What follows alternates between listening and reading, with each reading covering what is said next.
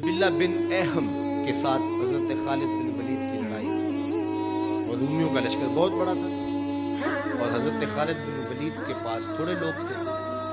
लेकिन हुआ ऐसा कि हजरत खालिद बिन वलीद जिस जंग में भी गए हैं फतह के परचम गाड़ गए, लेकिन ये पहली जंग थी कि जिसमें उनका पल्ला भारी दिखाई दे रहा और इनके कदम उखड़ गए।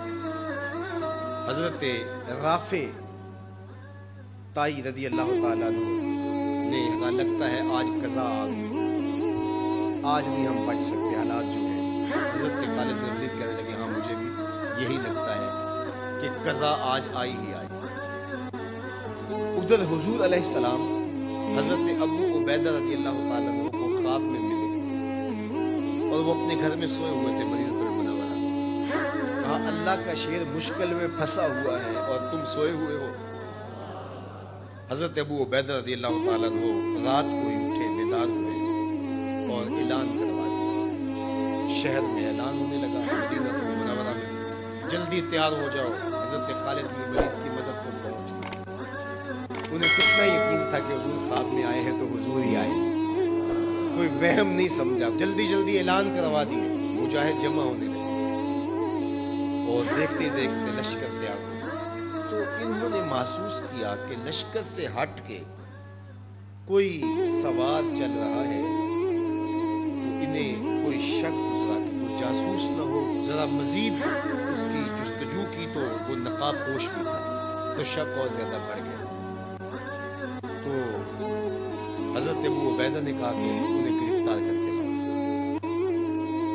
ये जासूस है, कौन है, हम इसकी तफ्तीश तो करें। तो खैर उन्होंने घेर लिया उनको, उनके घोड़े को अबू उबैदा के करीब लिया। हज़रत अबू उबैदा ने कहा तुम कौन हो? उन्होंने थोड़ा सा करीब होकर कहा कि मैं खालिद बिन वलीद की बीवी उम्मे तमीम हूँ। जब आपने ऐलान किया कि खालिद मुश्किल में है तो मैं परेशान हो गया कि अल्लाह का शेर तो कभी मुश्किल में आया नहीं था, आज क्या हुआ? तो मैंने गौर से देखा कि वो अपनी टोपी घर भूल गए, जिस टोपी के अंदर हुजूर के मुँह मुबारक सिए हुए हैं, और वो जब भी जंग किया करते थे तो वो टोपी अपने सर पे पहन के किया करते थे, अल्लाह फतह अता करता। तो मैं उनको टोपी देने जा रही हूँ। अल्लाह अकबर। जब ये लोग वहां पहुंचे तो सवारों का एक काफिला आगे बढ़ के खालिद बिन वलीद के साथ दुश्मन पर हमला आवर हो गया। एक नकाब पोश सवार आगे बढ़ता है और हाथ में तलवार है और दुश्मन पीछे हटता चला जाता है। तो खालिद बिन वलीद को रश्क आया उसकी बहादुरी पे और खुश भी हुए और हालते जंग में अपने घोड़े को एड़ लगा करके उस सवार के करीब हुए और कहा नकाब पोश जवान तुम कौन हो, इतनी बहादुरी से लड़ रहे हो? तो उसने हल्का सा नकाब उलट के कहा पहचानो, तुम्हारी बीवी उम्मे तमीम हूँ और तुम्हें वो टोपी देने आई हूँ जिसके अंदर हुजूर के बाल सिए। हज़रत खालिद बिन वलीद को उन्होंने टोपी अता की और उन्हें सर पे रखी। अल्लाह ने उसी दिन मुसलमानों को फतह अता की। ये हुजूर अलैहिस्सलाम के बालों की बरकत थी। हज़रत उम्मे सलमा रज़ी अल्लाह ताला अन्हा के पास, ज़ौजे रसूल सल्लल्लाहु अलैहि वसल्लम के पास हुजूर के मुबारक बाल।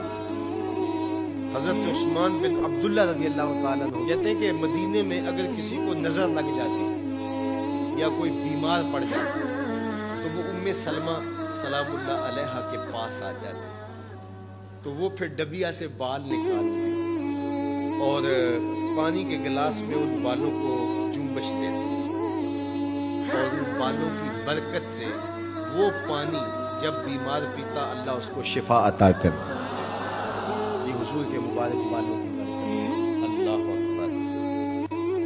और एक दिन हुजूर गुस्ल करके आए और स्याह रंग के मुबारक बालों, अल्लाह अकबर का हुस्न और नुमाया हुआ कि हुजूर ने ऐसे हाथ डाल करके एक बाल अलग किया और साथ इरशाद फरमाया मन अज़ा शारतम मिन शारी फल जन्नतु अलैहि हरामुन।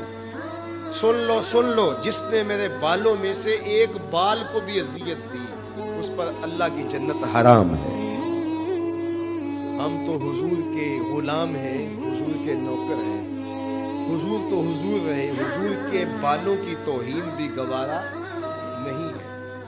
एक اقبال کہا کرتے تھے لوگ باتیں کرتے ہیں ہم تو یہ بھی گوارا نہیں کرتے کہ کوئی کہے تیرے پیغمبر کے کپڑے میلے تھے، ہم تو یہ بھی گوارا نہیں کرتے۔ مغرب اس کیفیت کو سمجھتا نہیں ہے، اور وہ سمجھتا ہے کہ شاید ان حرکتوں سے میں مسلمانوں کے دلوں سے ان کے پیغمبر کی عظمت کو چھین لوں گا، نکال دوں گا، لیکن اسے بھول ہو گئی ہے۔ یہ ہزار گناہگار سہی، بدکار اور سیاکار سہی، دنیا دار سہی، یہ کاروباری سہی، لیکن جب اپنے دل کا سودا کرنے کی باری آئے تو مدینے کی گلی میں کرتے ہیں، اور سب کچھ لٹانے کے بعد بھی کہتے ہیں حق تو یہ تھا کہ حق ادا نہ ہوا۔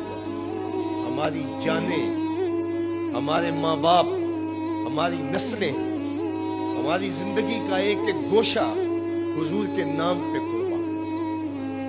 حضور کے نام کا جھنڈا کبھی نیچا نہیں ہو سکتا، ان کے نام کا جھنڈا ہمیشہ اونچا رہے گا۔ چاند کی طرف منہ کر کے تھوکنے سے اس کی نوری کرنوں کو میلا نہیں کیا جا سکتا، تھوکنے والے کا تھوکا اس کے اپنے منہ پہ آ گرے گا۔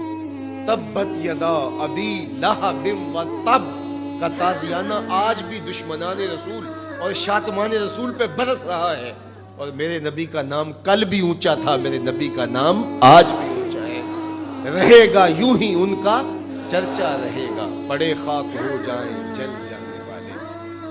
ہمیں غور کرنا ہوگا کہ آج ہمارے اوپر یہ جو آزمائشیں اور یہ ابتلائیں ہیں اور یہ امتحانات سے ہمیں گزرنا پڑتا ہے، اس سے دردناک امتحان امت کے لیے کیا ہو سکتا ہے؟ تو کیا اب بھی ہم فرقوں میں بٹے رہیں گے؟ اب بھی ہم ایک دوسرے کے گریبان نوچتے رہیں گے؟ آج بھی ہم جو ہے وہ غفلت کی زندگی گزاریں گے یا اپنی زندگی کی ایک ایک سانس حضور کے قدموں میں رکھ دیں گے؟ تو محبت کا تقاضا یہ ہے کہ اپنی ایک ایک سانس حضور کے نام پہ قربان کریں۔ ہم جئیں گے تو حضور کے لیے، مریں گے تو، اور آخری سانس تک حضور کے وفادار رہیں گے۔ اور یہ ہماری زبان سے نہیں، ہمارے قلب سے، ہماری روحوں سے ہمارا عہد ہے، ہمارا ارادہ ہے۔ حضور ہمارے ماں باپ آپ کے قربان، ہماری نسلیں آپ کے